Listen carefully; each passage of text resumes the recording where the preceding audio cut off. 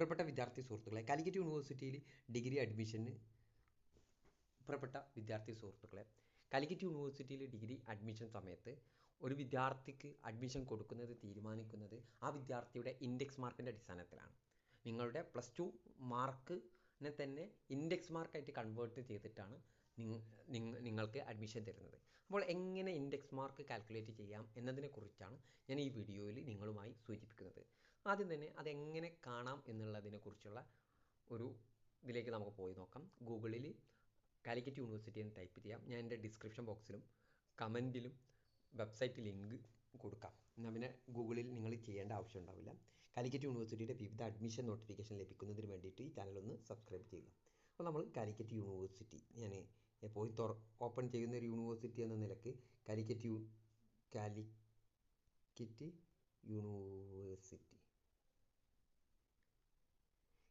University എന്ന വെബ്സൈറ്റിൽ open ചെയ്തു വന്നു. ഇതിൽ നമുക്ക് എല്ലാ ഡിഗ്രി അഡ്മിഷൻ നോക്കുന്ന വിദ്യാർത്ഥികളും നമുക്ക് വേണ്ടത് ഡയറക്ടറേറ്റ് ഓഫ് അഡ്മിഷനാണ്. ഓക്കെ, അപ്പോൾ നമുക്ക് ഡയറക്ടറേറ്റ് ഓഫ് അഡ്മിഷൻ ഓപ്പൺ ചെയ്യുക. വേണ്ട വിദ്യാർത്ഥികൾക്ക് വേണമെങ്കിൽ ഇവിടെ ഈ അഡ്മിഷനിൽ ക്ലിക്ക് ചെയ്ത് ഈ ലിങ്ക് വേണമെങ്കിൽ എടുത്ത് സൂക്ഷിക്കാവുന്നതാണ്. ഓക്കെ, ഇതാണ് നമ്മുടെ വെബ്സൈറ്റ്, അഡ്മിഷൻ്റെ വെബ്സൈറ്റാണ് ഈ കാണുന്നത്. അതിൽ നമ്മൾ ഇതിൽ ക്ലിക്ക് ചെയ്ത് എലിജിബിലിറ്റി ആൻഡ് ഇൻഡെക്സിങ് ഈ മൂന്ന് ലൈനിൽ ക്ലിക്ക് ചെയ്യുക.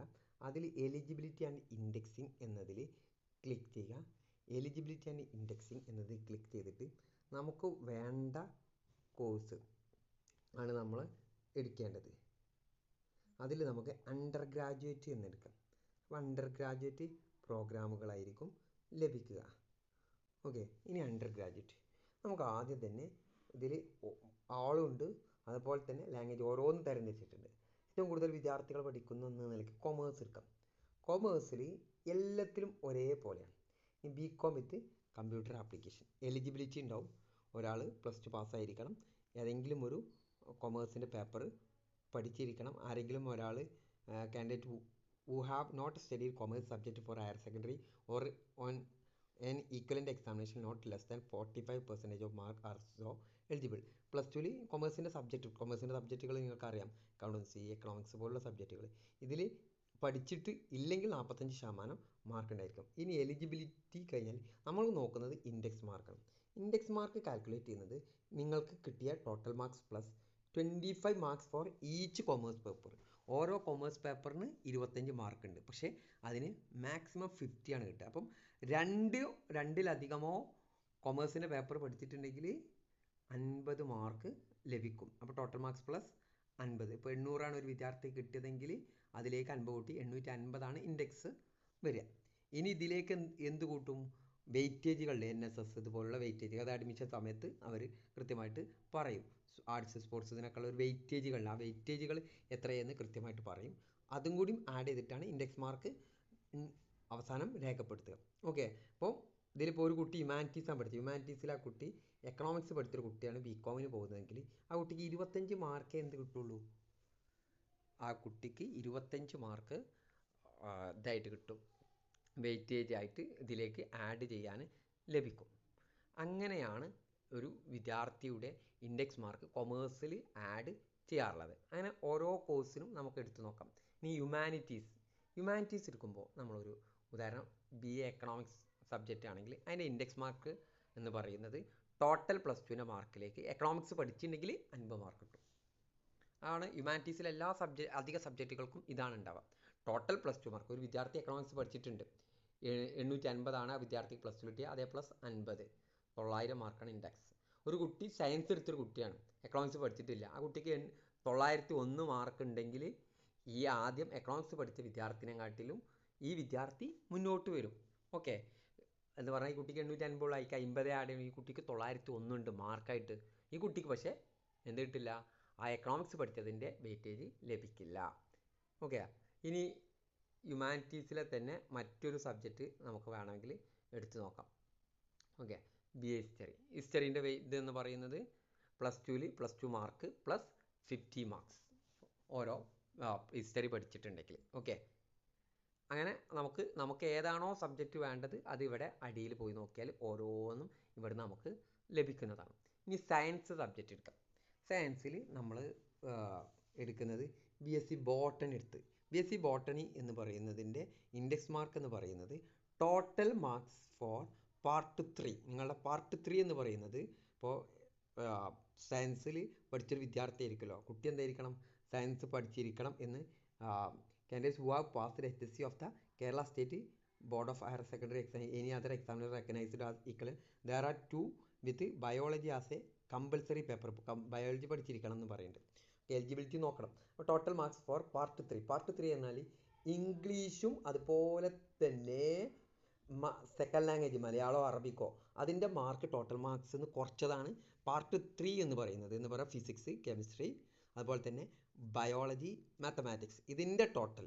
അതിലേക്ക് എന്ത് ചെയ്യുക, the marks obtained for biology or botany, ബോട്ടണിയിലോ ബയോളജിയിലോ ഒബ്റ്റെയിൻഡ് ചെയ്ത മാർക്സ് അത് അതിലേക്ക് ആഡ് ചെയ്താലാണ് ആ വിദ്യാർത്ഥി. ഇപ്പോൾ 800 പാർട്ട് 3ൻ്റെ മാർക്ക്, ആ കുട്ടിക്ക് 750 കിട്ടിയിട്ടുണ്ട്. ബയോളജിക്ക് 170 ഉണ്ടെങ്കിൽ ഇൻഡെക്സ് എത്രയായി, 750 പ്ലസ് 170 എത്ര, 920 എന്ന് ഇൻഡെക്സ് കിട്ടി. ഓക്കെ, ഇങ്ങനെയാണ് സയൻസിലെ സബ്ജക്റ്റ്. സയൻസിൽ ഇപ്പോൾ കമ്പ്യൂട്ടർ സയൻസ് വരുമ്പോൾ അതിൽ വീണ്ടും വ്യത്യാസം വരുന്നുണ്ട്. കമ്പ്യൂട്ടർ സയൻസ് എന്ന് തോന്നുന്നു. കമ്പ്യൂട്ടർ സയൻസിന് ഏതെങ്കിലും മാത്തമാറ്റിക്സ് പേപ്പർ അല്ലെങ്കിൽ കമ്പ്യൂട്ടർ സയൻസിൻ്റെ പേപ്പർ കമ്പ്യൂട്ടർ ആപ്ലിക്കേഷൻ പഠിച്ചാൽ മതി.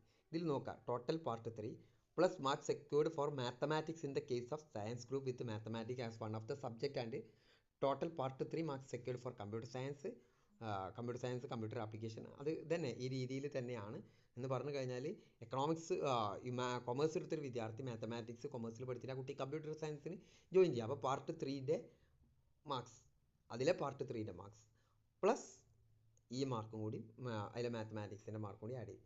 ഇനി ലാംഗ്വേജിലുള്ളൊരു പ്രത്യേകത പറഞ്ഞാൽ ലാംഗ്വേജിൽ വേറെ രീതിയിലാണ് ഇൻഡെക്സ് മാർക്ക് കാൽക്കുലേറ്റ് ചെയ്യൽ. നമുക്ക് BA English language and literature എടുക്കാം. അതിൻ്റെ മാർക്ക് എന്ന് പറയുന്നത് ടോട്ടൽ മാർക്സ് എടുക്കും plus twice the marks secured in English. ഇംഗ്ലീഷിൽ കിട്ടിയ മാർക്കിൻ്റെ ഇരട്ടി കൂട്ടുക എന്ന് പറഞ്ഞാൽ ഒരു കുട്ടിക്ക് 1000 മാർക്കാണ് കിട്ടിയത്. ആ കുട്ടിക്ക് ഇംഗ്ലീഷിൽ 150 ആണെങ്കിൽ ഇതിൻ്റെ ഇരട്ടി 150 ഇൻറ്റു 2 300, അപ്പോൾ 1300 ഈ വിദ്യാർത്ഥിയുടെ ഇൻഡെക്സ്. ലാംഗ്വേജിലും ഏകദേശം ആ രീതിയിലാണുള്ളത്. ഇനി മാനേജ്മെൻറ്റ് സബ്ജക്റ്റുകൾ എന്ന് പറയുന്നത് നമുക്ക് BBA എടുക്കാം. BBAൻ്റെ ഇൻഡെക്സ് മാർക്ക് ടോട്ടൽ മാർക്സ് എടുക്കാം plus 25 mark for each commerce paper subject to the maximum of 50 എന്ന് പറഞ്ഞാൽ നമ്മളെ BComൻ്റെ എങ്ങനെയാണ് ഇൻഡെക്സ് മാർക്ക് അതേ രീതി.